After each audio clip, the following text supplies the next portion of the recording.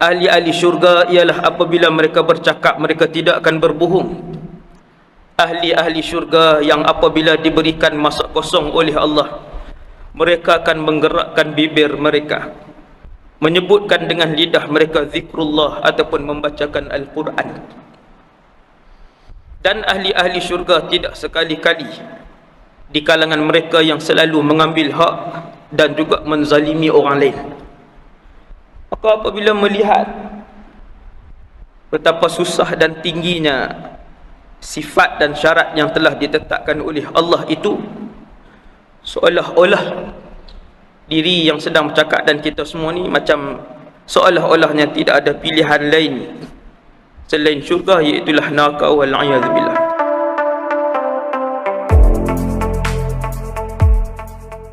Alhamdulillah, Allah lapangkan kepada kita pada pagi ini untuk sama-sama berada dalam majlis ilmu. Alhamdulillah, Allah pilih tuan dan saya untuk berada dalam rumah Allah, menjadi tetamu Allah. Ini bermaksud kita berkunjung setiap hari ke rumah Allah dan kita menjadi tetamu yang dipilih oleh Allah Subhanahu wa ta'ala. Tuan-tuan sekalian, tajuk syurga dan neraka.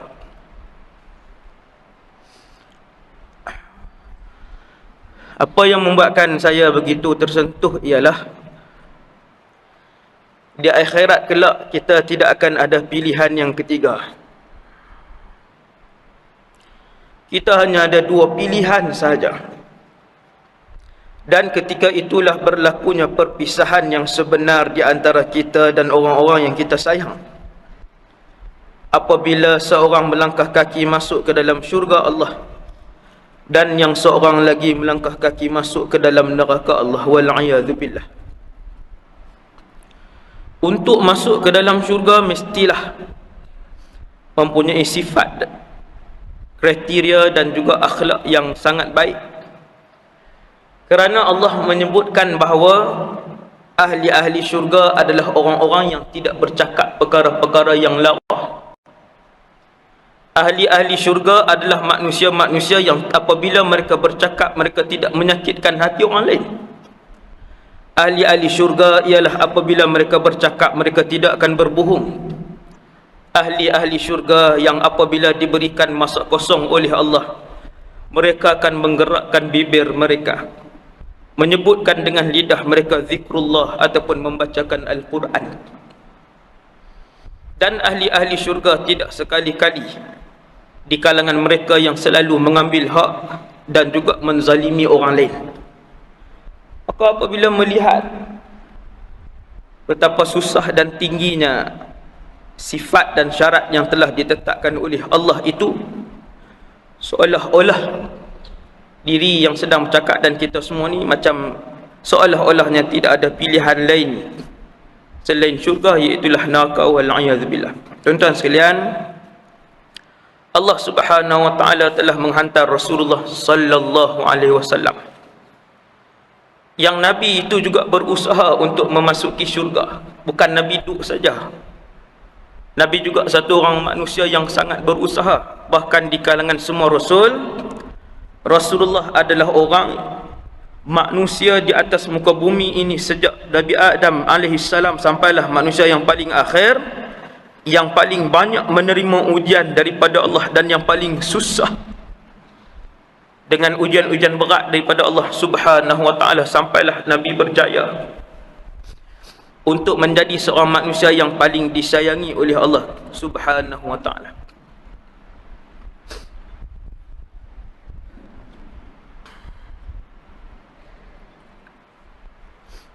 Allah memberikan tanda dan petunjuk kepada kita semua, sama ada kita ini husnul khatimah ataupun su'ul khatimah, mati dalam keadaan yang baik ataupun mati dalam keadaan yang buruk. Maka kata Nabi SAW dalam satu hadis yang sahih, Nabi kata, yub'atsu kullu 'abdin ala ma mata alaih. tiap-tiap manusia akan dibangkitkan oleh Allah SWT di padang mahsyar seperti mana dia dalam keadaannya mati. Dan faman 'asha 'ala ta'ah, kata para ulama, mata 'ala ta'ah. Sesiapa yang hidup penuh dengan ketaatan dan ibadah, nescaya matinya insya-Allah. Doa daripada para ulama, dia akan mati juga dalam keadaan taat dan ibadah. Maka saya dan kita semua boleh muhasabah, tengok hidup kita ke arah manakah yang lebih banyak kita habiskan. Adakah ke arah mentaati Allah? Adakah dalam kehidupan seharian kita dipenuhi dengan kebaikan, dengan ketaatan, dengan ibadah? Man 'asha 'ala ta'ah, siapa yang kebanyakan kehidupan seharian dia di atas ketaatan, mata 'ala ta'ah, dia akan mati dalam ketaatan. Tapi kalau dalam seharian, kemarin saja kita muhasabah, kemarin saja kehidupan kita, Quran tak sentuh, istighfar tak ada, selawat tak ada, sedekah tak ada, senyum kepada orang tak ada, maka kebaikan apakah yang kita harapkan untuk membuatkan kita diredai oleh Allah Subhanahu Wa Taala? Kebaikan apa? Duk renung balik kemarin, tak ada buat apa pun, takat semayang biasa aja, semayang 5 waktu habis. Maka perlu tingkatkan amal ibadah kita supaya Allah redha dengan keadaan kita, walaupun kita masuk syurga bukan dengan amalan kita.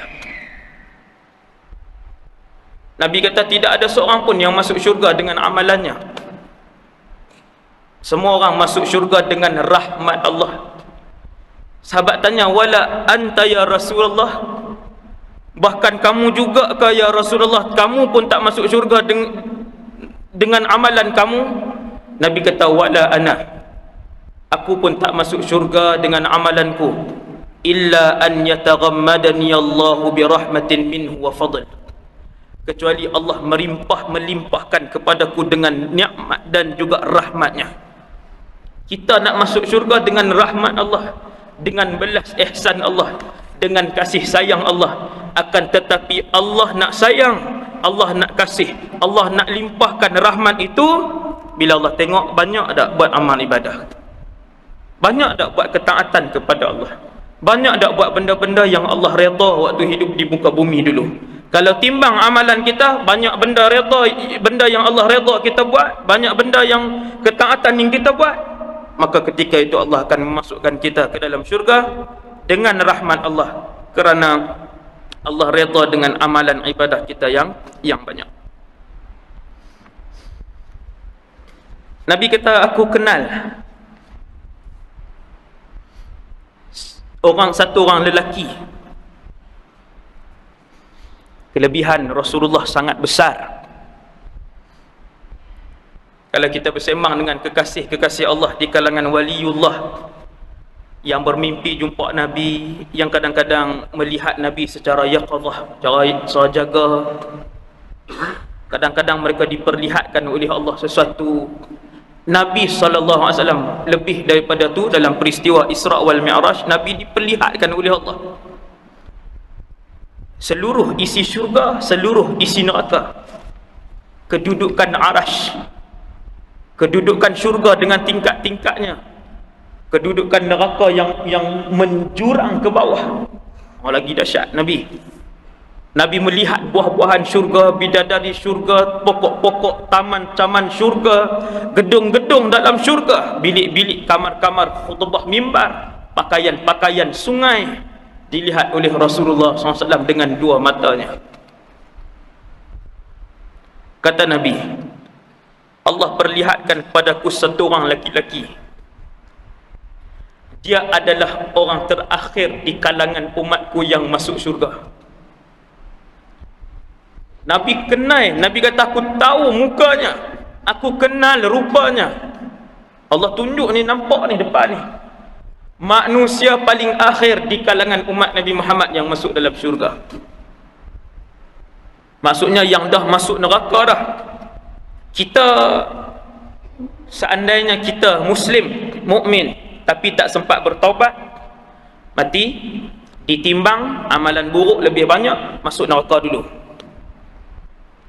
Lepas masuk dalam neraka untuk satu tempoh yang lama, dibakar oleh Allah, tidak hidup dan tidak mati dalam syurga itu. Nabi bila cerita pasal syurga dalam neraka tu, Nabi bila cerita dalam syurga, Nabi kata berada dalam keadaan nikmat, bertambah nikmat, bertambah nikmat, bertambah nikmat. Yang tu tak apalah, kita boleh menghayati. Tapi bila Nabi dan ayat-ayat Al-Quran cerita tentang neraka, Allah sebut satu perkataan yang tak boleh kita nak fikir, iaitulah keadaan orang yang di dalam neraka. Kata Allah, la yamutu fiha wa la yahya. Ahli-ahli neraka tidak mati dan tidak hidup. Kawasan api yang besar, tuan-tuan tengok masjid ni. Dah ni memuatkan kita yang hampir 1000 orang ni dalam masjid ni.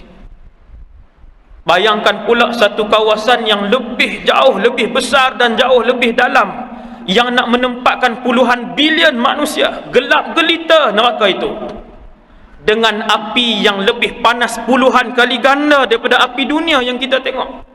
Api dunia yang kalau kita semarakkan, kita unggun besarkan api itu, campak orang 5 minit habis orang tu. Api dunia. Kalau api neraka, campak dia terus hancur, campak hancur, campak hancur. Di antara hidup dan mati, sentiasa merasakan kesakitan. Lalu memohonlah ahli neraka kepada Allah untuk keluar, untuk dikurangkan. Bahkan kata Allah, khalidina fiha, kamu duduk dalamnya selama-lamanya. Kalau orang beriman, dia masih ada harapan untuk keluar, sebab di dalam hatinya masih berbaki la ilaha illallah Muhammadur Rasulullah. Cumanya dibakar. Kalau tempoh 1 jam pun kita dah tak sanggup untuk dibakar 1 jam. Kena banyak berfikir. Orang Islam ni dia kena banyak. Ada masa berfikir tentang syurga, ada masa kosong fikir tentang neraka, ada masa kosong muhasabah dosa yang kita buat, ada masa kosong fikir balik dulu buat dosa salah dengan siapa, senarai balik dulu kesalahan dengan siapa. Tengok balik.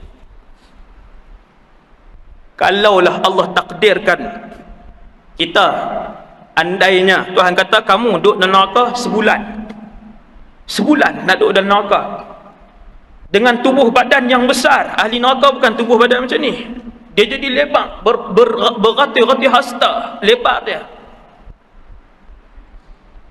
Kenapakah dilebarkan tubuh badan anak Adam di dalam neraka? Kata Nabi SAW, supaya dia lebih merasakan kesakitan. Tuan-tuan, kalau terbakar sebelah tangan dengan terbakar satu badan, yang mana sakit ni? Satu badan. Sebab lebih banyak kawasan yang sakit.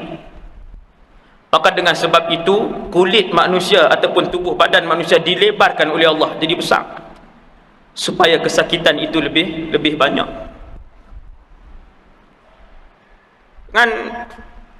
Sebab itu, kalau seandainya contohnya Allah takdirkan kita sebulan saja, sebulan tu pun dah tak tahu nak pergi ke mana dah.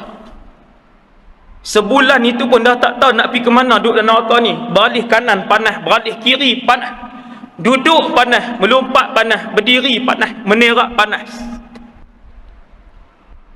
dengan tak boleh bernafas, dengan gelap gelitanya neraka. Neraka ni dia gelap, tuan-tuan, kerana apinya berwarna hitam, telah pun dibakar oleh Allah Azza wa Jal. 1000 tahun berwarna merah, 1000 tahun berwarna sekian, 1000 tahun berwarna hitam, dan sekarang warnanya adalah hitam. Habis bakar, tersangat panas. Apatah lagi dengan dosa semayang yang kita tinggal dulu, banyak semayang. Satu waktu berapa tahun Allah nak siksa? 5 tahun kah satu waktu semayang? Dengan sebab tu kata para ulama, orang Islam yang berdosa, al-muznibin al-mu'minin, masuk dibakar sampai tak tahulah ikut dosa masing-masing. Ada yang 10,000, 20,000, 300,000, berapa ratus ribu tahun. Bila habis dosa, dikekalkan mati di situ. Ada ulama pilih pendapat mati secara hakiki, dan ada pendapat antaranya Al-Imam Nawawi. Nawawi pilih kata dia mati. secara hakiki Imam Nawawi pilih. Ada ulama pilih tidak mati secara hakikat. Tuan-tuan, tubuh badan orang beriman masuk dalam neraka, dibakar oleh Allah sampai habis dosa, kemudian ditukar, duduk di situ menjadi fahman, arang. Tak rasa sakit dah, lepas tu habis dah dosa dia. Sampai satu masa barulah semua orang beriman yang ada di dalam dirinya tauhid, kalimah la ilaha illallah Muhammadur Rasulullah akan dikeluarkan oleh Allah Azza wa Jalla. Semua keluar waktu tu. Maukah, sanggupkah kita? Maka dengan sebab itu setiap hari kita memohon kepada Allah Subhanahu wa taala. Lagi kita dengar hadis yang Nabi sebut bahawasanya apabila Allah menyuruh Adam alaihissalam ketika di padang mahsyar, Allah suruh pilih, wahai Adam, pilih, ambil daripada anak-anak cucu cicit kamu di kalangan ahli syurga. Maka ketika itu kata Rasulullah, Adam mengambil seorang saja daripada 1000. Kita ni 1000 ni, Allah ambil seorang saja. Nabi Adam ambil seorang saja, pegang seorang saja. Ini saja ahli syurga. Yang baki kesemuanya menuju ke neraka. Apabila Rasulullah SAW melihat orang yang terakhir masuk syurga, kira yang paling bawah lah tuan-tuan, yang paling bawah, dah duduk dalam neraka apa semua, lama dah keluar, dia yang terakhir, selepas dia tidak ada lagi ahli syurga. Yang mana yang berbaki dalam neraka adalah selama-lamanya. Yang ni lagi tak masuk akal kita, membuatkan kadang-kadang kita melihat orang bukan Islam, kita melihat jenazah bukan Islam lalu di tepi kita, kita mengalirkan air mata. Sampai bila dia akan duduk dalam neraka Allah? Tak ada nas yang bagi tahu dia akan keluar daripada neraka. Sampai macam mana sengsara dia, membuatkan mulut kita berdoa kepada Allah, ya Allah, muliakanlah keseluruhan umat Nabi Muhammad sallallahu alaihi wasallam ke dalam syurga-Mu. Bagi Allah masuk semualah dalam syurga kan, wallahu a'lam. Nabi pun tengok orang terakhir, dia meniti sirat sambil ditunggu oleh Rasulullah sallallahu alaihi wasallam. Rasulullah ni satu-satunya Rasul yang menunggu umatnya sehingga yang paling akhir masuk ke dalam syurga. Rasul yang pakat masuk dah, walaupun pintu syurga tidak dibuka selepas daripada hari hisab dan perhitungan, kecuali diizinkan kepada satu nama dan kepada satu umat, iaitulah penama Rasul yang pertama adalah Muhammad ibn Abdullah, umat yang pertama adalah umat Muhammad sallallahu alaihi wasallam. Sebab itu Rasulullah adalah manusia pertama yang langkah kaki masuk ke dalam syurga, dan umat Muhammad sallallahu alaihi wasallam adalah umat yang pertama.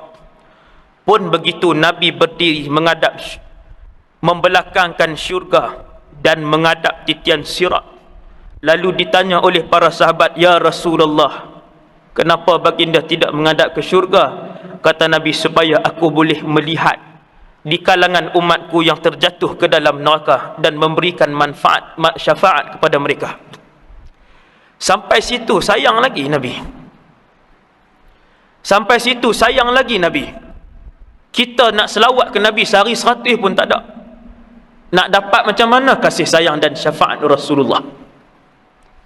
Kita sunnah Nabi pun susah, nak semayang duha pun susah, nak sedekah hari-hari pun susah. Bukan banyak, ikut kemampuan. Yang mampu 5 kupang, 5 kupang, mampu RM1, RM1.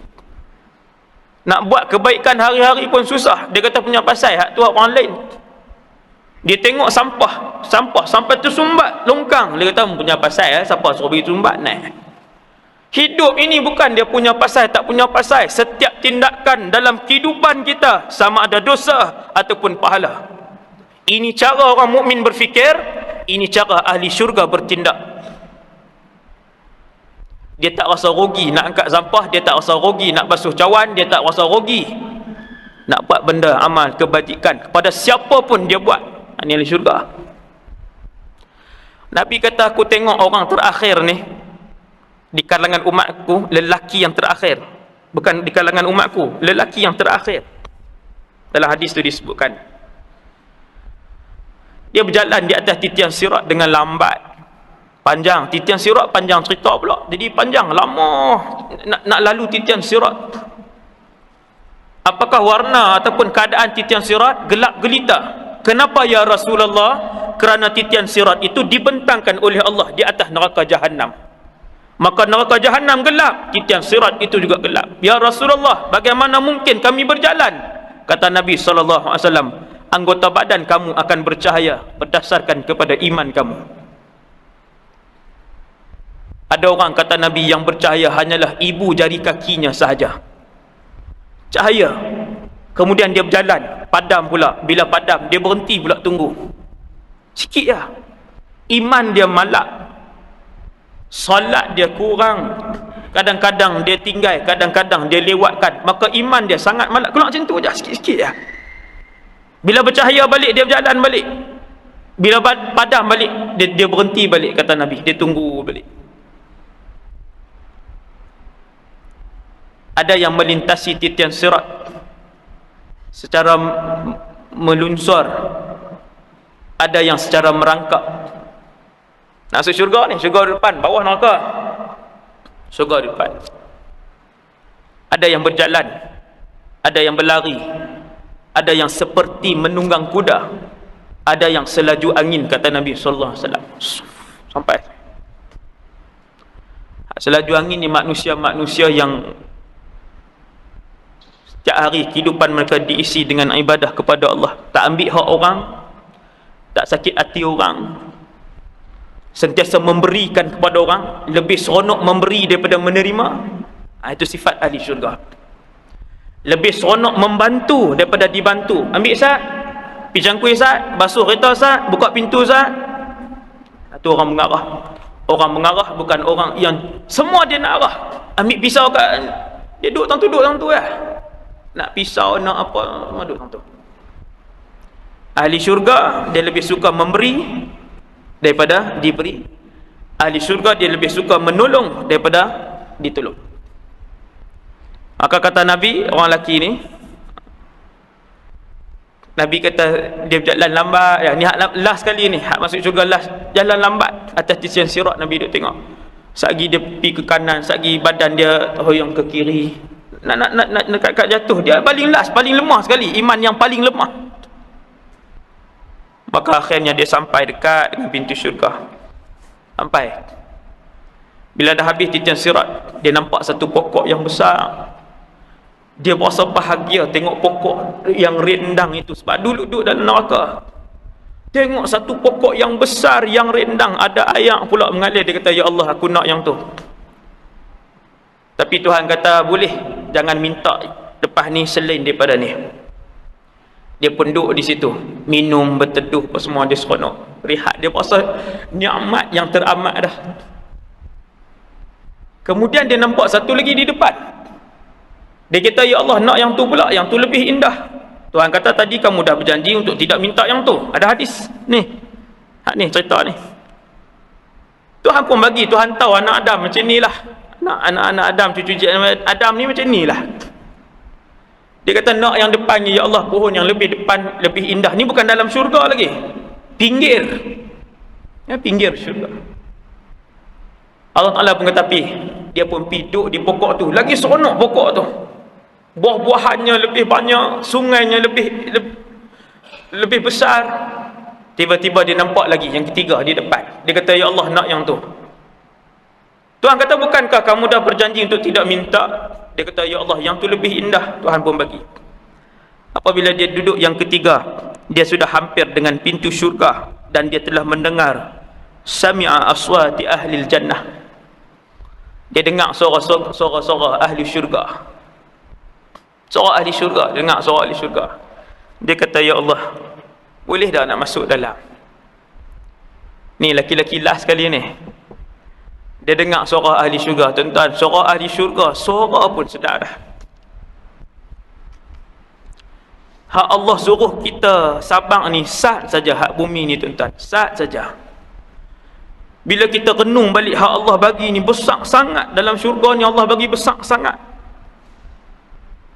Surah ahli syurga pun, bahkan pokok-pokok dan pohon dalam syurga, apabila berselisih di antara satu sama pohon, maka akan mengeluarkan suara-suara bunyi-bunyian yang merdu. Syurga. Laki-laki ni pun bila dia dengar suara di syurga, dia kata, ya Allah, boleh tak nak masuk? Allah SWT pun suruh dia masuk. Dia masuk, Tuhan bagi nampak syurga tu penuh. Dia pun keluar. Dia kata, ya Allah, syurga penuh. Tanah laki ni dia kata, ya Allah, syurga penuh. Dia bercakap dengan Allah. Dalam hadis ni Nabi cerita dia bercakap dengan Allah, ya Allah, syurga itu penuh. Dia pun kata, Allah SWT pun kata kepadanya ketika itu, ingatkah kamu kepada manusia yang paling mewah dulu yang hidup di dunia satu ketika dulu? Setiap zaman ada manusia yang paling mewah. Dia kata ingat. Allah SWT pun kata, kamu akan diberikan oleh aku kedudukan di dalam syurga seperti orang itu. Kemudian aku gandakan, kemudian aku gandakan, kemudian aku gandakan. Dia kata, ya Allah, cukup. Dan kemudian 10 kali ganda daripada kekayaan dan kemewahan orang tu. Dia tengok Tuhan, dia kata, atas tahzi'u bi wa anta rabbul alamin. Adakah kamu main-main dengan aku sedangkan kamu ni Tuhan sekalian alam? Nabi gelak baca hadis ni. Nabi bila baca hadis ni, Nabi gelak. Maksudnya dia jadi heran. Tuhan bagi tahu tu dia tak masuk akal dia. Kali ganda, 2 kali ganda, 3 kali ganda, sampai dia kata, adakah kamu main-main dengan aku sedangkan kamu Tuhan Rabbul Alamin? Tuhan kata, tak. Itulah tempat kamu.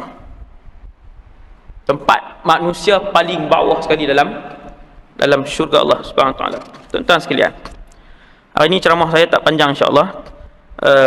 Saya sekolah, saya ingat saya cuti. Kan, saya hari ini sekolah. Ingatkan di Kedah dia baru bagi cuti sempena Ma'al Hijrah ni, tak ada cuti. Saya nak kena patah balik sekolah. Tuan-tuan sekalian, sungai-sungai di dalam syurga. Syurga ialah satu tempat yang penuh dengan nikmat. Allah SWT sebut dalam surah An-Nisa ayat 13. Barang siapa taat kepada Allah dan Rasulnya, nescaya Allah memasukkannya ke dalam syurga yang mengalir di dalamnya sungai-sungai, sedang mereka kekal di dalamnya, dan itulah kemenangan yang besar. Kita ni nak rehat dalam dunia ni, biarlah kita letih, biarlah habis duit kita semuanya kerana Allah, biarlah habis duit kita untuk mendirikan rumah Allah, biarlah habis duit kita untuk mak tahfiz dan orang-orang miskin, biarlah habis duit ringgit kita untuk benda-benda kebaikan. Sebab kita berasal daripada syurga Adam alaihissalam dan juga Hawa alaihissalam. Allah turunkan Nabi Adam dan Hawa hanya untuk singgah, bukan untuk duduk selama-lamanya di atas muka bumi ini.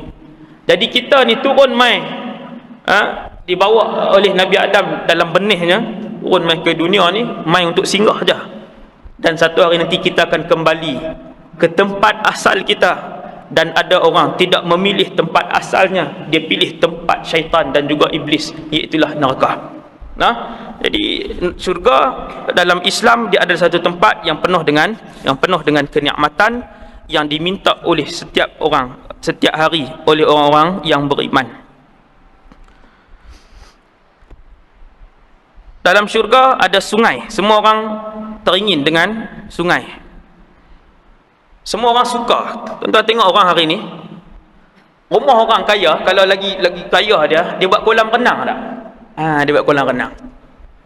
Orang kampung pun teringin buat kolam renang kalau tak ada sungai kan. Buat kolam renang, saya pergi tengok ada satu rumah tu, dia ada duit lebih sikit, dia buat kolam renang.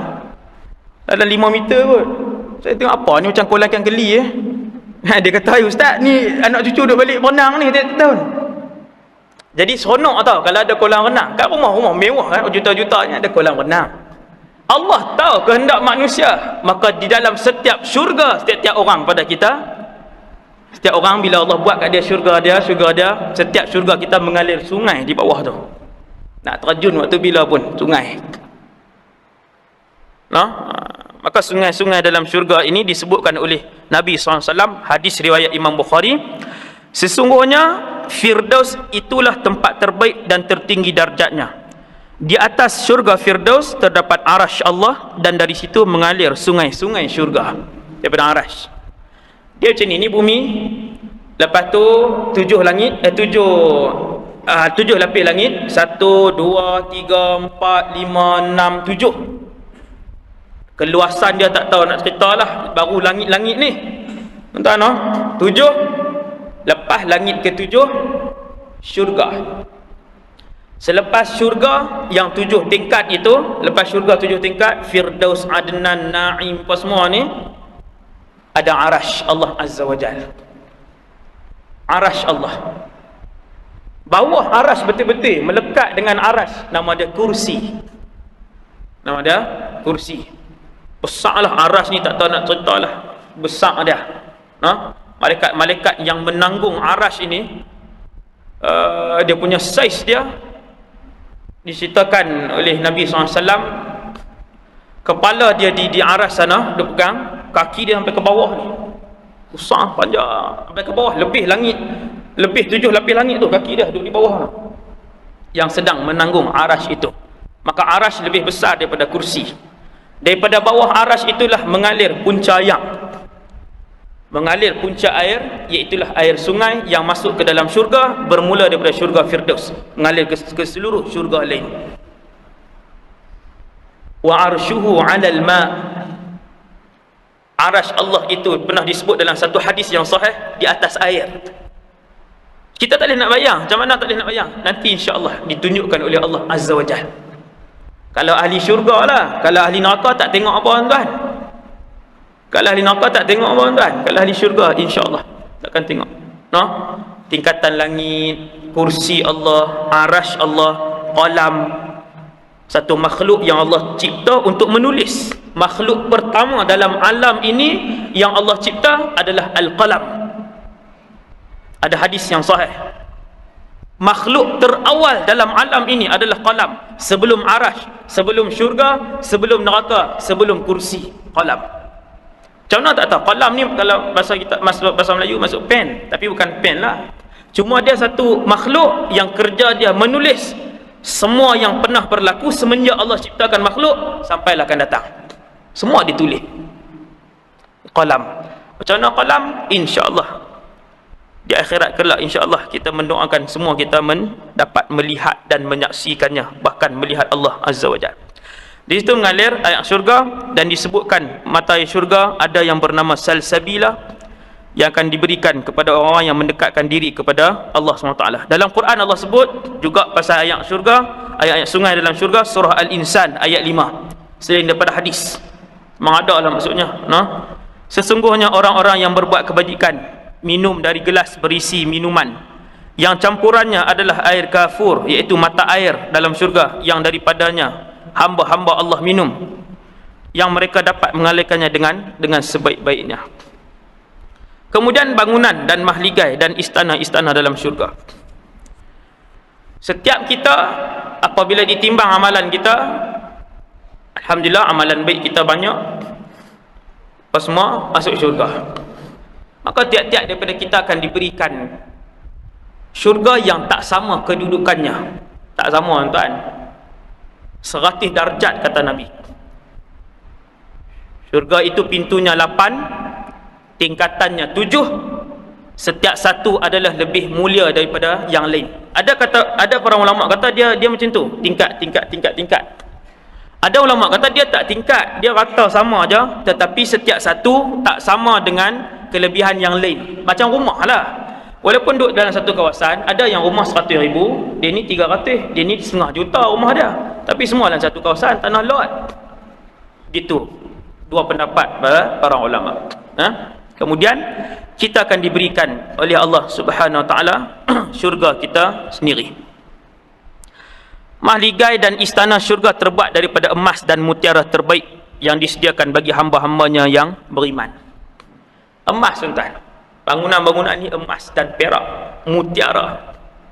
Ada syurga orang, dia pergi tengok syurga dia dengan besar. Syurga dia dibuat kesemuanya daripada mutiara. Allahu Akbar, dia tengok. Kesemuanya daripada mutiara. Sangkaan awal penduduk syurga bila dia pergi ke situ, yang ni bukan syurga dia. Tak. Khadam yang tunggu di syurga, dia kata, tak, inilah syurga kamu. Dia pi rendah diri pula kat khadam tu. Khadam tu kata, jangan duk rendah diri kat saya. Saya ni khadam kamu saja. Syurga. Allah menyediakan syurga untuk orang-orang yang beriman dengan tuntutan yang begitu kecil. Allah minta kat kita sat saja ni, 60, takat 60 saja. Sabar.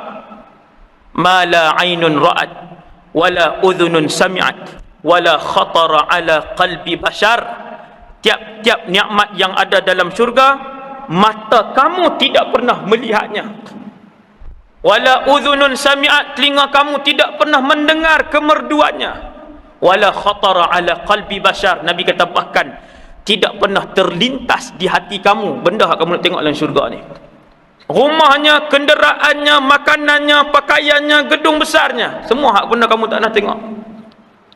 Maka sabar, saat hak dunia ni semuanya adalah lahwun wa la'ibun. Innama hadhil hayatud dunya la'ibun wa lahwun. Tuhan kata, ketahuilah, sesungguhnya kehidupan dunia ini la'ibun wa lahwun wa zinatun wa tafakhurun. La'ibun wa lahwun, benda mainan dan benda lara saja Tuhan kata. Jangan ligan. Hak mana yang Allah bagi, hak kita usaha sungguh-sungguh, dapat harta yang banyak, guna untuk jalan Allah. Pangkat yang tinggi, guna untuk jalan Allah. Adapun untuk ligan sampai tinggal amal ibadah, tidak sekali-kali. Orang mukmin yang bijak dia tahu tak perlu untuk ligan sungguh-sungguh dunia, nak ligan harta, nak ligan pangkat sampai tinggal amal ibadah ketaatan kepada Allah, tidak sekali-kali. Karena dunia dan seisinya ini tidak bernilai di sisi Allah. Tidak sama walaupun dengan nilai sebelah sayap nyamuk pun tak sama. Tuhan tak pandang langsung, tak ada apa. Nuhak Tuhan sedia lebih dahsyat. Sabda Rasulullah SAW, sungguhnya orang beriman disediakan di syurga istana dari mutiara yang berongga, panjangnya adalah 60 mil. Di dalamnya terdapat pelayan-pelayan. Tiap-tiap orang ada syurga khas. Tiap-tiap orang dia masuk rumah dia. Boleh tak nak duduk sekali dengan ahli keluarga? Boleh. Tak no? Boleh nak duduk sekali dengan ahli keluarga. Tapi kena pastikan isteri kita juga ahli syurga. Suami kita juga orang-orang yang soleh, insya-Allah ahli syurga. Anak-anak kita, anak-anak yang soleh, solehah daripada kalangan ahli syurga. Bangunannya terbuat daripada batu bata emas dan perak. Adukkannya sewangi kasturi yang harum. Batunya dibuat daripada mutiara, lu'lu' dan yakut. Dan tanahnya terbuat daripada za'faran. Ini ulama ambil daripada hadis Nabi, buat jadi ayat, gabung terus.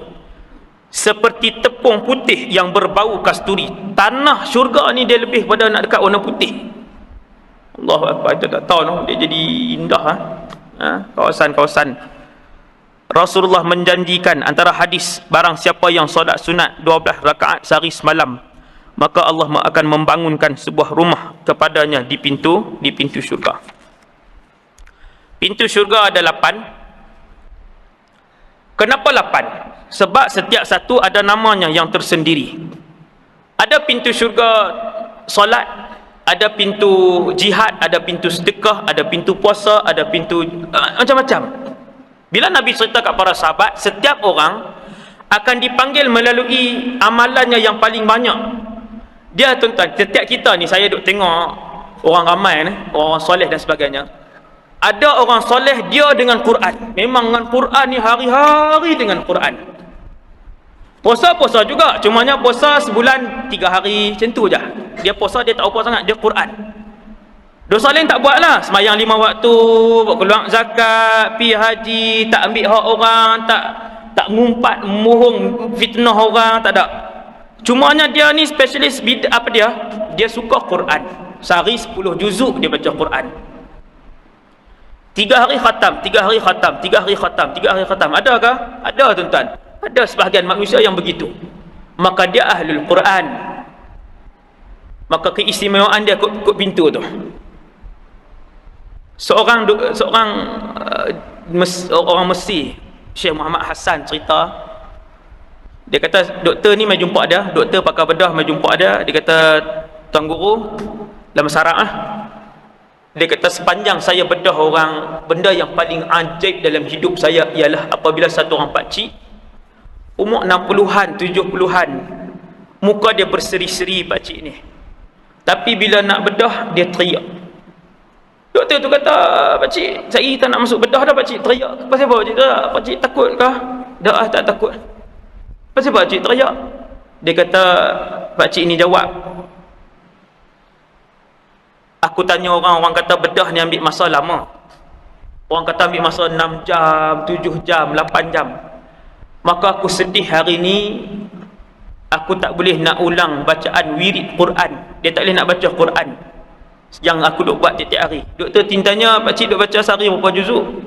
Sehari aku membaca 10 juzuk Al-Quran. Sehari. Dia hafal Quran tuan, dia hafal Quran. Mesir biasalah. Mesir ni hafiz Quran ramai. Duk jual cendol hafiz Quran.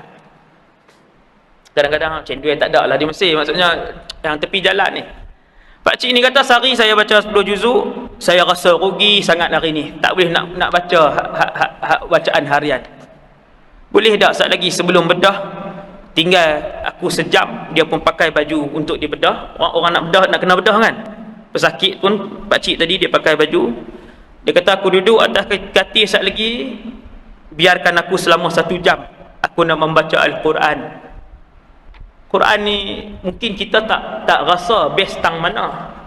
Apabila orang tu belum diberikan kemanisannya, maka dia tak boleh nak rasa apabila orang cakap manisnya membaca Quran.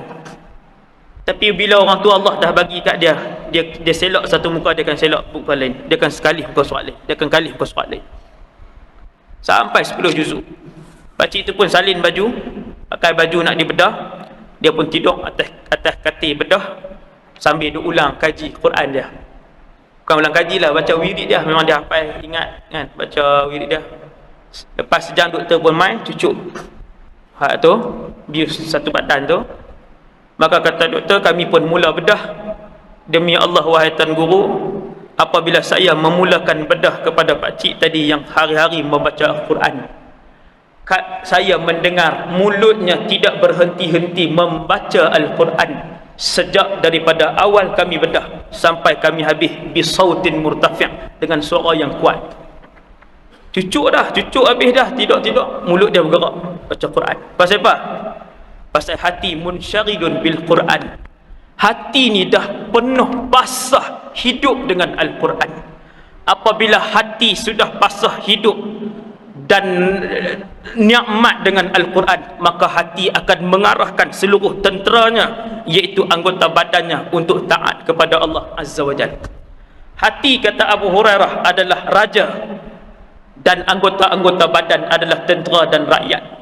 Apabila hati itu baik dan tunduk patuh kepada Allah, dia akan mengarahkan mulut untuk berzikir dan membaca Quran. Dia akan arahkan tangan untuk mengeluarkan sedekah. Dia akan arahkan kaki untuk melangkah pergi ke masjid dan menghadiri majlis ilmu. Tuan sekalian, kemudian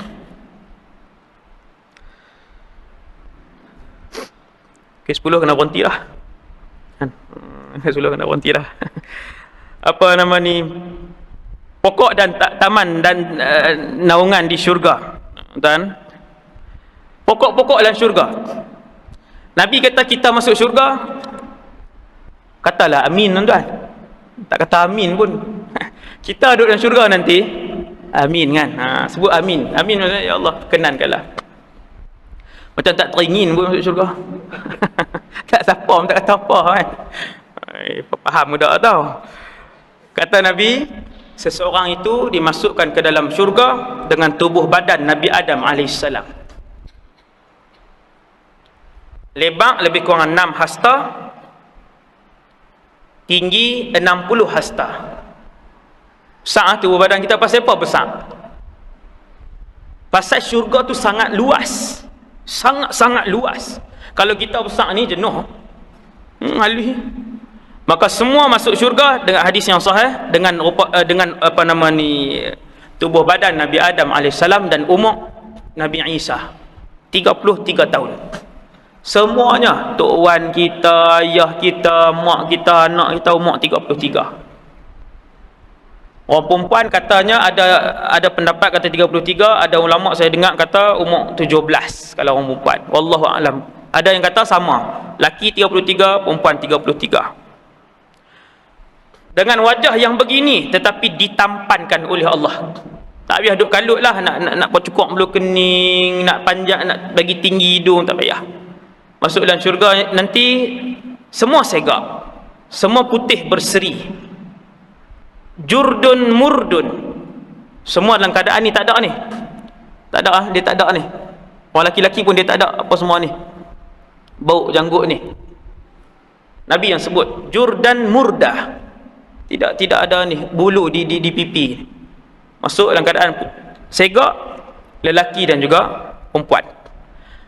Dalam syurga ada satu pokok, kata Rasulullah dalam satu hadis, apabila seseorang itu berjalan di bawah naungannya selama 100 tahun, nescaya dia belum keluar daripada bawah bayangan pokok tadi. Dia tak tahu nak bayang, punya luas jenuh berjalan entah dalam syurga ni, jalan dan juga menunggang kenderaan. Pohon-pohonnya kekal dan buahnya dekat, lagi rendah menjuntai sehingga mudah diambil. Seluruh pokok di syurga batangnya terbuat dari emas. Ada dalam Sahihul Jami' hadis tadi. Ibnu Abbas kata, ada penduduk syurga dia rindu dengan hiburan di dunia. Nasyid kita duk dengar, selawat, ya hana, nasyid lah yang dibenarkan. Apa nama ni, nasyid lah kita duk dengar ni. Duk dalam syurga pakat duk sembang. Teringat tak dulu ni kita beli album Mahir Zain, contoh kita teringat lagu dia Barakallah apa semua, teringin dengar Kata Ibnu Abbas, lalu Allah mengutus angin dan menggerak-gerakkan pohon tersebut, kemudian pokok tersebut memberikan semua hiburan yang pernah ada di dunia. Tak payah kalut tak payah kalut, semua di syurga nanti. Sampai tahap tu kita duduk dalam syurga, kenal lagi ke orang-orang yang kita kenal di dunia? Ya, kita duduk dalam syurga, kita kenal lagi semua orang yang kita kenal dalam dunia. Bahkan kita akan berkenalan dengan ramai orang-orang yang baru, para nabi dan sebagainya. Buah-buah dalam syurga disebutkan oleh Allah SWT dalam surah Ar-Rahman. Fihima fakihatun wa nakhlun wa rumman. Buah, tak usah katalah, pokok-pokok ni banyak. Kita semua mengimpikan satu rumah, ada sungai, rumah besar, rumah tu pula mewah. Kalau boleh nak buat ni semua dengan bahan yang mahal. Hak ada duit lebih sikit, dia pilih mozaik mahal sikit. Ada duit lebih sikit, dia ekonkan semua. Maka itulah yang disediakan oleh Allah, rumah yang cukup lengkap dengan khadam sekali. Semua orang di dunia pun dia nak rumah kalau boleh ada khadam, tukang basuh pinggan, tukang, dia tak buat apa, seronok main lap kuku dia, sikat rambut, Maka Allah tahu kehendak anak Adam dan Allah sebut di dalam syurga kamu nanti, kamu akan ada khadam-khadam yang mengelilingi kamu. Yatufu alaihim wildanun mukhalladun. Khadam-khadam penuh dikeliling kamu yang akan mengelilingi kamu. Yatufu alaihim mukhalladun, selama-lamanya dia berkhidmat kepada kamu. Kita ambil orang gaji duk tengok hari ya, lama bulan depan nak habis dah ni. Nak kena renew pula. Kadang kawan tu balik tak main dah. Nak ada orang gaji? Nak.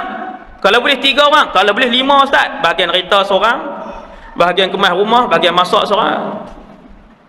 Yang ni yang Allah tahu kehendak manusia. Tuhan kata ramai di kalangan khadam-khadam yang akan mengelilingi kamu dalam syurga. Nak apa? Sebab dalam syurga pun ada makan, ada pakaian, kita pergi pasar. Maka banyak keperluan-keperluan tu khadam-khadam ni lah tolong kita kerja berjalan ya, hari-hari berjalan. Kan manusia suka berjalan, duduk di dunia pun. Kalau boleh ustaz, tiap-tiap bulan nak pergi berjalan, nak pergi Bali, Pulau Kapas, nak pergi Australia, nak pergi. Tapi tak boleh, duit tak cukup. Nabi kata sabar, jalan di sana. Esok duduk di sana, nak pergi duduk tepi pantai ke, nak terjun dalam laut ke, nak sabar ustaz, hak dunia ustaz. Entah ini nikmat syurga. Syurga. Kata Ibnu Abbas apabila membacakan ayat wa dhullilat qutufuha tadhlila, Allah cerita dalam Quran, ditundukkan kepada mereka buah-buahan. Orang tanya, wahai Ibnu Abbas, Ibnu Abbas ni manusia di kalangan umat Nabi Muhammad yang paling alim tentang penafsiran Al-Quran, nombor satu. Hasil doa Nabi, Allahumma faqihhu fid din wa 'allimhu ta'wil. Ta'wil Quran, tafsiran Quran. Banyak orang ambil pendapat dia. Orang tanya, wahai Ibnu Abbas, apa maksud Allah menundukkan pokok-pokok? Maksudnya kata Ibnu Abbas, dalam syurga nanti kamu tengok kebun-kebun buah ni banyak. Pokok-pokok dia apa semua. Dan apabila kamu nak makan, kamu capai je, buah tu turun mai ke tangan kamu. Macam ni. Kan macam lampu tu dia turun mai. Kita pun pegang makan. Kata Ibnu Abbas, kadang-kadang kamu makan sambil berdiri. Kadang kamu tengok buah tu sambil duduk. Dan kadang-kadang sambil kamu berbaring. Kamu capaikan tangan kamu, buah tu dia turun mai ke tangan kamu, kamu pun makan. Wa dhullilat qutufuha tadhlila. Itulah maksud kata Ibnu Abbas. Lah nak beli buah macam itulah noh. Dah beli pula dia bubuh dengan racun, dengan apa pula buah tu sampai dalam syurga. Ada hadis riwayat Imam Bukhari, buah-buahan di syurga seperti anggur. Ada yang macam anggur. Ada buah nanti kita tengok dalam syurga, nak dekat sama macam buah di dunia, nak dekat sama. Rasa-rasa tak sama. Ia lebih putih dari susu, lebih manis dari madu, lebih lembut dari tepung, dan di dalamnya tidak ada biji. Lah, Allah tahu. Hadis ni riwayat Imam Bukhari. Allah tahu kata kita ni, kalau buah anggur tak ada biji, seronok tak? Seronok. Kan makan bapak-bapak tu ketelan. Buah limau tak ada biji, seronok tak? Seronok. Doyan tak ada biji, lagi seronok.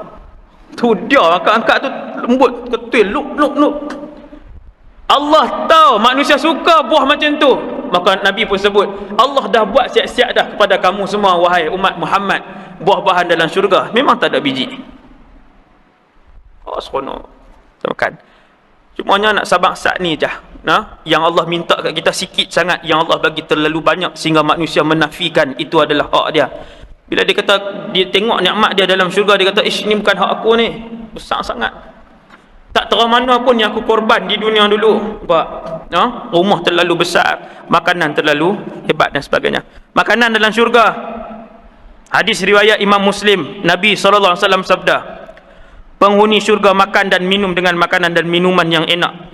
Mereka tidak mengeluarkan hingus dari hidungnya, tidak buang air besar dan tidak air kecil. Makanan mereka berubah menjadi sendawa yang wangi seperti kasturi. Tuan-tuan, lah ni makan dikira nak pergi mana? Berak nak berulang pergi tandas. Hak mana sehari 5 kali makan, 6 kali makan, sehari 3 kali pergi tandas. Ustaz mohong lah, subuh sekali, sehari tengah hari, kat petang sekali, malam sekali pula, 3 kali berak. Dia kata kalau makan tak berak seronok, boleh makan banyak. Tuan-tuan, Allah tahu kata kita ni kalau boleh makan betul tak berak. Dia keluar kot peluh je ni, dia keluar kot peluh, kencing pun tak. Kencing tak lawas lagi tak ada lah. Kencing pun tak. Ni hak kencing pula nak kena kencing 10 minit nak kena. Allah, macam-macam hak berak-berak keras sangat, hak lembik sangat, sampai sembelih hak keras sangat sampai Allah tahu manusia ni dia suka makan puas-puas dalam syurga. Dan Allah tahu kalau boleh ya Allah makan nak makan banyak, minum nak minum banyak, tapi tak mau berak, tak mau kencing. Ya, kata Nabi, begitulah yang Allah sediakan dalam syurga. Kan kadang kita bila nak berak ni kita ada kerja banyak. Allah nak kena berak pula dah. Habis setengah jam. Nak kena berak pula, buang baju, salin baju, masuk dalam tandas lagi, nak tus, nak kering, nak pergi keluar betul setengah jam. Dalam syurga makan, kemudian berubah, Nabi kata, menjadi sendawa yang wangi seperti kasturi. Makan banyak mana pun. Waktu tu kita seronok. Nak makan, nak singgah makan, kita nak pergi ziarah Nabi Adam contohnya, singgah makan, tak ada rasa apa, teruskan perjalanan. Nampak. Ada satu hadis juga riwayat Imam Muslim, hidangan bagi mereka yang pertama kali masuk syurga adalah daging hati ikan paus. Kemudian disembelihkan baginya sapi yang makanan sehari-harinya adalah rumput syurga. Kan lembu-lembu kalau kita bagi makan yang lebih elok, daging dia lebih elok. Kambing pun sama, makan rumput yang lebih segar apa semua, daging dia lebih elok. Nabi kata, bayangkan sapi-sapi dan yang kamu tengok, yang kamu sembelih makan dalam syurga esok, sapi-sapi yang membesar sebab makan rumput-rumput syurga. Asal dia, asal dia maksudnya lebih dahsyat lah. Kemudian kumpulan pertama yang masuk syurga adalah Rasulullah sallallahu alaihi wasallam, kemudian disusuli oleh Abu Bakar ibn Abi Quhafah. Abu Bakar, bila Nabi cerita pintu syurga banyak, hak ahli Quran masuk ke Quran, hak jihad masuk jihad, solat masuk solat, Abu Bakar dia waktu tu satu-satunya sahabat yang berani tanya. Dia kata, ya Rasulullah, terus depan, boleh tak satu orang kalau dia nak nama dia daripada setiap pintu syurga memanggil namanya?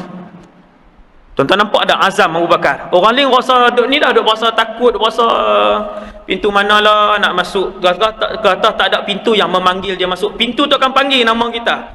Wahai fulan bin fulan, kamu seorang yang banyak solat, mai masuk ke pintu solat. Nama itu dipanggil.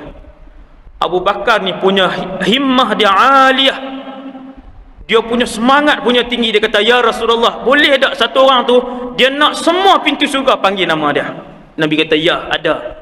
Dan kamu, aku harap salah seorang daripada mereka. Abu Bakar. Semua pintu dia panggil dia untuk masuk dalam syurga. Kemudian ada 70,000 orang yang masuk dalam syurga tanpa hisap. Wajah mereka, kata Nabi, seperti bulan purnama. Mereka ni orang pertama, tuan-tuan. Nanti bila habis duduk di padang mahsyar, umat yang paling awal sekali di depan, umat Nabi Muhammad.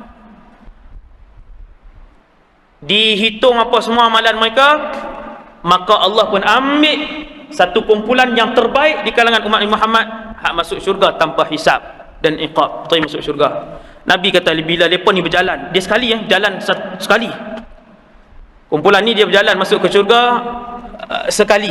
Satu kumpulan tu ramai, tuan-tuan bayangkan. Semua, kata Nabi, wajah-wajah mereka seperti bulan purnama, bersinar-sinar masuk dalam syurga. Keadaan para penduduk syurga, kata Rasulullah, aku melihat syurga dan aku mendapati kebanyakan ahlinya adalah orang-orang yang miskin dan tawaduk. Orang kaya jangan senang hati, majoriti penduduk syurga adalah orang miskin. Ada orang kaya. Tengok Allah maha adil. Tuhan bagi kemewahan. Hang kaya dah, hang nak makan apa hang boleh ambil kat dunia ni. Hang nak beli kereta apa pun hang sebut saja, buat main kereta. Nak pakai pakaian apa pakai. Tapi orang susah yang beriman melihat dalam keadaan yang merana. Tengok tapi sabar hari-hari masa merawat dia. Sabar. Rupa-rupanya majoriti penduduk syurga tu di kalangan mereka. Ada orang kaya pun ada. Di antara orang miskin yang beriman dengan orang kaya beriman, siapa masuk syurga dulu? Orang miskin beriman masuk dulu. Tapi kata Imam Ibn Qayyim dalam kitab dia Hadil Arwah ila Biladil Afrah, bila dia hurai hadis ni, dia kata, Imam Ibn Qayyim kata, walaupun orang beriman masuk dulu, ada juga di kalangan orang kaya yang masuk kemudian, tetapi kedudukannya lebih tinggi daripada orang beriman masuk dulu. Sebab apa? Sebab dia kaya yang beriman. Seluruh kekayaan dia digunakan untuk jalan Allah. Lepas tu pasal apa masuk lambat? Pasal Allah nak kira setiap sen yang Allah bagi, daripada mana dia ambil dan ke mana dia belanjakan. Dan duit kita setiap sen. Ada yang beza sehingga 500 tahun masuk syurga, beza masa. Dua orang kawan, seorang miskin beriman, seorang kaya beriman. Hak miskin masuk dulu sebab duit tak banyak, nak semak pun tak banyak, gaji 600 ya. Hak ni gaji 40,000. Sekubang sesin, tengok duit dia seringgit, main mana pergi mana. Apabila hak miskin tu masuk dulu, dia kata seolah-olah aku ingat hang memang tak masuk syurga dah. Sebab apa? Sebab beza 500 tahun. 500 tahun, tuan-tuan, 500 tahun beza. Masa? Itu yang beriman. Kaya yang beriman, apatah lagi kaya yang kaya umur 60 lebih, duk pergi menyanyi lagi. Umrah 6 kali dah, menyanyi juga. Dia duk menyanyi lagu-lagu lama. Kan takkan dia nyanyi lagu Siti Nurhaliza. Lagu lama. Ada tuan. Saya kata ya Allah, tak boleh nak tak faham lah. Maka kata Rasulullah SAW, para penduduk syurga kebanyakannya adalah orang-orang miskin dan lemah. Lemah ni bukannya lemah sakit, lembek tu dah, maksudnya tak ada kuasa. Dia tak ada kuasa apa. Orang selalu tindas depa. Sagi arah pindah sana, arah pindah sini. Rasulullah SAW adalah orang pertama kali mengetuk pintu syurga. Hadis ni riwayat Imam Muslim. Orang miskin tak sat ni. Kemudian bidadari syurga. Nah, ni tajuk bidadari. Nah, semua orang tunggu. Tajuk ni. Orang laki-laki Allah bagi berita dengan bidadari. Orang perempuan pula Allah SWT sebut dalam Quran, banyak Tuhan sebut gelang-gelang dari emas, mutiara dan pakaian-pakaian. Pasal apa tuan-tuan? Pasal orang lelaki dengan baju dengan perempuan, yang mana dia nak lagi? Oi, perempuan lah. Lepas tu kahwin seorang, dia nak dua. Dah dua, dia kata ya Allah nak, kalau boleh 3 tak apa, betul tak apa dah cukup dah. Tak bagi 3 nak 4 pula. Orang lelaki ni dia dengan wanita, dia nak wanita. Dia nak orang perempuan, dia suka. Nafsu dia lebih ke situ. Orang perempuan boleh seorang suami ala kadar pun tak apa dah. Gemuk ke, hitam ke, tinggi ke, rendah ke, hak itulah suami dia. Tak apa, cukup dah. Tapi tang mah kan, barang kemas apa semua, baju-baju ni, yang tu tak boleh. Hak tu umur 50 pun mau tukar lagi. Ada nak tukar biak tangan lagi. Umur 50 pun kalau orang suar cincin kat dia, buat malu-malu ambil. Dia mau. Orang lelaki 50 60 pun dia nak wanita. Kalau hak mah apa pakai perayaan ni tak heran dah. Kan orang lelaki ayah-ayah bila mai apa nama ni raya, tak tukar kat dia baju, dia tak kisah. Dan ni tukar bini dah. Bukan tukar bini, maksudnya tambah kat dia, tak apa. Tambah kat dia seorang ni tak apa. Tak tukar baju raya, 3 tahun dah pakai kan melekat ni.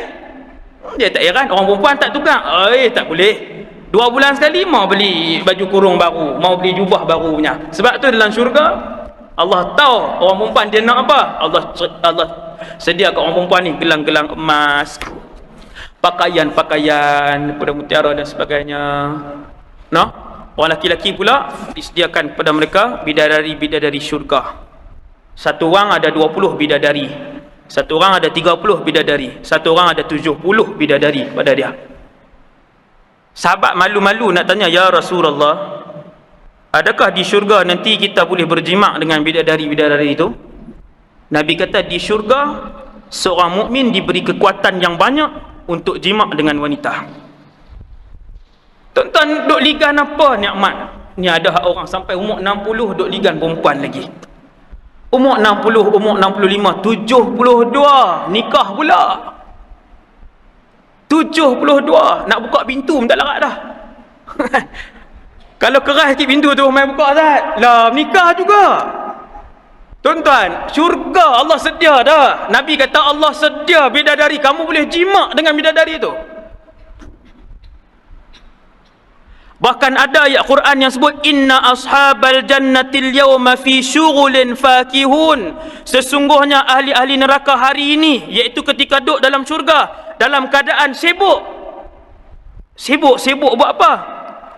Ibnu Mas'ud, Ibnu Abbas, Al-Auza'i, Muqatil, ni empat-empat ni penafsir Quran yang paling hebat. Dia berkata waktu tu sibuk mereka adalah memecah keperawanan isteri-isteri mereka. Duduk ligan lagi kat dunia ni. Sabar sah. Sabar dengan apa yang ada, sabar. Allah nak sedia no. Apabila Nabi duk cerita pasal bidadari apa semua ni, sahabat-sahabat perempuan pun dengar juga. Ummu Salamah, isteri Nabi. Ya Rasulullah, antara isteri-isteri yang salihah dengan bidadari-bidadari syurga ni, ayyuhunna afdal, siapa lebih hebat? Orang perempuan dia mesti nak tanya juga kan, dia mesti nak tahu. Mestilah dia dengki Nabi duk cerita ni bidadari, suami dia nak boleh bidadari apa semua ni. Dia tanya, ya Rasulullah, siapa yang lebih hebat? Ummu Salamah tanya. Nabi kata, tentu sekali yang lebih hebat adalah nisaul mu'minat, isteri-isteri yang salihah lebih hebat, jauh lebih cantik, suaranya jauh lebih merdu, Nampak tuan? Nabi Allah sedia ni benda hak kita nak. Hak kita nak. No, isteri-isteri yang solehah akan jadi lebih cantik. Muka-muka tu lah. Kok kita kata ustaz, tak mau ustaz, nak tengok hidung dia hak penyek tu juga. Tengoklah kan. Tuhan ubah hak lain tapi nampak segak. Tuan bidadari. Nak apa lagi ni? Sahabat sampai tanya terang-terang, "Ya Rasulullah, boleh kami boleh ni kah?" Nabi kata boleh. Bahkan kamu duk sibuk pula, ada di kalangan kamu duk sibuk pula. Pendapat 4 orang tu saya sebut ketika menghuraikan ayat 55 surah Yasin tu, inna ashabal jannati al-yawma fi syughulin, penduduk syurga ada di kalangan yang sibuk. Lepas kata tu sebahagianlah, bukan ni bukan semua. Kemudian wangi-wangian syurga tu biasalah sampai Nabi kata kita waktu duduk atas titian sirat tu ada yang dah bau dah wangi-wangian syurga. Ada yang Nabi kata dalam hadis yang masyhur tu, duk nak berhenti 10.30 ke. Saya akan berhenti insya-Allah. 5 minit lagi. Sambung waktu lain lah pula, banyak lagi kan. Tu neraka tak dingin tak apa. Tuan-tuan, ada hadis Nabi kata kita jalan atas titian sirat, kita bau wangi-wangian syurga. Bau seronok wangi daripada jauh. Sama macam kita daripada satu tempat tiba-tiba tengok atas satu bukit sebuah istana bergemerlapan. Kita nampak macam mana? Hebatnya. Atas titian sirat macam itulah. Kita akan nampak daripada jauh. Wangi. Puluhan tahun punya perjalanan dah bau wangi. Ada orang Nabi kata bukan sahaja dia tidak memasuki syurga, bahkan dia tidak bau wangi syurga. Iaitulah wanita-wanita akhir zaman, kata Nabi, yang rambut mereka seperti bonggol-bonggol unta. Dululah hadis itulah, apabila mereka berjalan, orang semua tengok mereka. Cara dia belit tudung, mai ikut ni 3 kali, mai ikut ni 4 kali, sampai orang tengok. Ma'ilatun mumilat, menarik perhatian orang ramai maksudnya. Kasut dia, baju dia yang Nabi kata pakai baju tapi tak pakai baju. Nabi kata la yadkhulnal jannah wala yajidna rihaha. Kumpulan wanita yang sebegini takkan masuk syurga, bahkan wangian syurga pun dia tak bau. Nabi kata lepas sesungguhnya di syurga ada pasar yang dikunjungi penduduk syurga setiap hari Jumaat.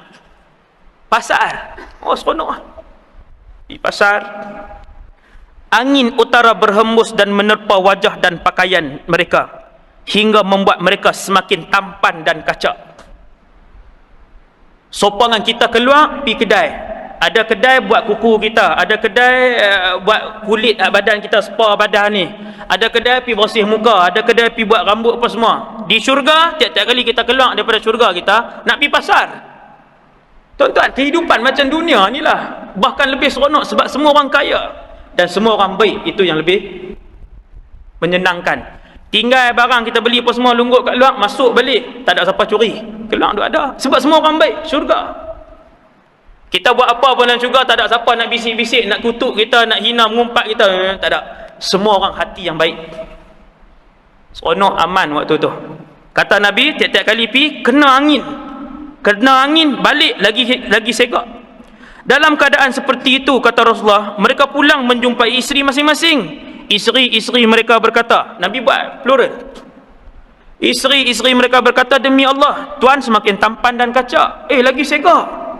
Makin tak kat ni hidung kau di sini. Tu Pinocchio kan. Tak ada, maksudnya nak bang lagi segak. Kita pun jawab, demi Allah, kamu juga semakin cantik dan mempesona. Jadi lagi segak. Saya rasa sekadar tu dulu kot, sejam setengah. Nanti bila-bila lah kita sambung balik.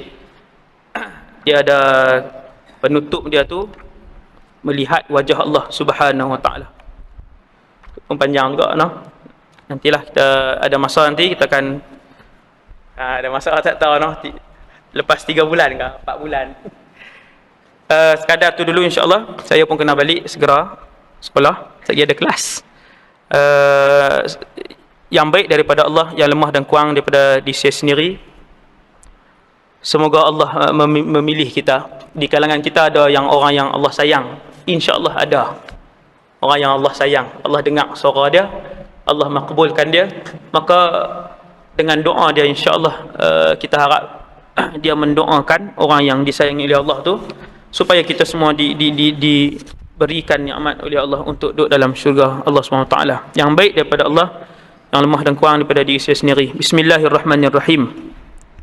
Alhamdulillahirabbil alamin, wassalatu wassalam ala asyrafil anbiya'i wal mursalin wa ala alihi wa sahbihi ajma'in. Rabbana zalamna anfusana wa illam taghfir lana wa tarhamna lanakunanna minal khasirin. La ilaha illa anta subhanaka inna kunna minadh zalimin. Ya Allah, ya Tuhan kami berhimpun pada pagi ini ya Allah adalah untuk mendapatkan redha-Mu ya Allah. Ya Allah, ya Tuhan kami berada dalam majlis ilmu ini ya Allah supaya kami lebih mengenali-Mu ya Allah, untuk mencintai-Mu. Ya Allah, ya Tuhan kami tidak ada pilihan yang banyak di alam akhirat. Kami hanya ada pilihan syurga dan neraka. Dengan dosa kami yang begitu banyak ya Allah, kami tahu bahawa kami tidak layak untuk masuk ke dalam syurga-Mu. Tetapi kami mohon, berikanlah kepada kami satu kursi di dalam syurga-Mu ya Allah. Tuliskanlah pada pagi ini ya Allah bahawasanya nama-nama kami adalah ahli-ahli syurga beserta dengan ahli keluarga kami ya Allah. Muliakanlah kami dengan syurga-Mu ya Allah, dan seterusnya muliakanlah kami dengan redha-Mu ya Allah. Ya Allah, ya Tuhan kami, berikanlah kekuatan kepada kami untuk kami melakukan amal ibadah kepada-Mu.